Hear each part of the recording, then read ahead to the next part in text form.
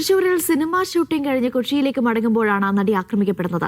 Cinema പ്രവർത്തകരുടെ ഡ്രൈവറായ Pulsar സുനിയുടെ നേതൃത്വത്തിലുള്ള സംഘം തട്ടിക്കൊണ്ടുപോയി കാറിൽ വെച്ച് ബലാത്സംഗം ചെയ്യുകയും ദൃശ്യങ്ങൾ പകർത്തുകയുമാണ് ചെയ്തത്.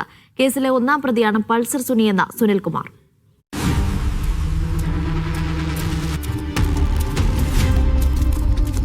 സുനിൽകുമാർ NS എന്നായിരുന്നു പൾസർ സുനിയുടെ യഥാർത്ഥ പേര്.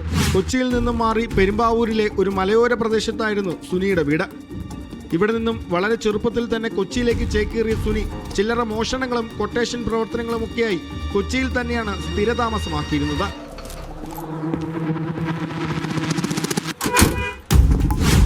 പൾസർ ബൈക്കുകൾ സ്ഥിരമായി മോഷ്ടിച്ചതിനാലാണ് പൾസർ സുനി എന്ന പേര് സുനിക്ക് വന്നത്. നടിയെ ആക്രമിച്ച കേസിൽ കോടതിയിൽ സുനി കീഴടങ്ങാനെത്തിയതും ഒരു പൾസർ ബൈക്കിലായിരുന്നു.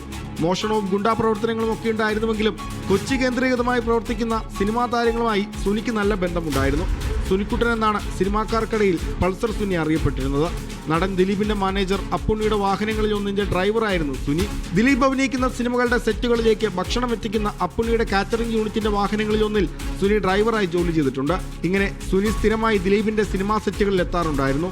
കേസിന്റെ തുടക്കത്തിൽ സുനിയെ അറിയില്ലെന്ന് മൊഴി നൽകിയ ദിലീപിന്റെ കള്ളം പൊളിച്ചതും ഇത്തരമൊരു സിനിമാ സെറ്റിൽ നിന്നും പുറത്തുവന്ന ഫോട്ടോകളായിരുന്നു. ജോർജേട്ടൻ സ്ഫൂരം എന്ന സിനിമയുടെ സെറ്റിൽ വെച്ച് ദിലീപ് എടുത്ത ചിത്രത്തിൽ പൾസർ സുനി കൂടി ഉൾപ്പെട്ടത് ദിലീപിന്റെ ഈ കള്ളം പൊളിച്ചു. കേസിന്റെ തുടക്കത്തിൽ തന്നെ പൾസർ സുനിയെ തള്ളുന്ന നിലപാടായിരുന്നു ദിലീപ് കൈക്കൊണ്ടത്.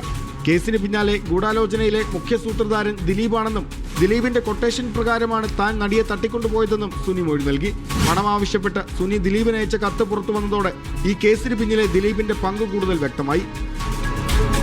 ഈ കത്ത് ദിലീപിനെ ഏൽപ്പിക്കാൻ സുനി തന്നോട് ആവശ്യപ്പെട്ടിരുന്നുവെന്നും കത്തിലെ ഉള്ളടക്കങ്ങൾ തനിക്കറിയാമായിരുന്നുവെന്നും സുനിയുടെ അമ്മ മൊഴി നൽകി. സുനി ജയിലിൽ കഴിയുമ്പോൾ ദിലീപിന്റെ മാനേജർ അപ്പുണ്ണിയെ ബന്ധപ്പെടാൻ ശ്രമിച്ചിരുന്നതായും അന്വേഷണ സംഘം കണ്ടെത്തി.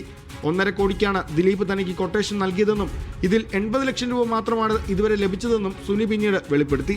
ഇത്തരം വെളിപ്പെടുത്തലുകളിലൂടെയാണ് ഈ കേസിലെ ഒന്നാം പ്രതിയായ സുനിക്ക് ദിലീപുമായി അടുത്ത ബന്ധമുണ്ടായിരുന്നുവെന്ന് പ്രോസിക്യൂഷൻ കണ്ടെത്തുകയും ദിലീപ് കേസിലെ 8ാം പ്രതിയാവുകയും ചെയ്യുന്നത്. കേസിന്റെ ഭാഗമായി 2017 ഫെബ്രുവരി 23-നാണ് പൾസർ സുനിയെ പോലീസ് അറസ്റ്റ് ചെയ്യുന്നത്.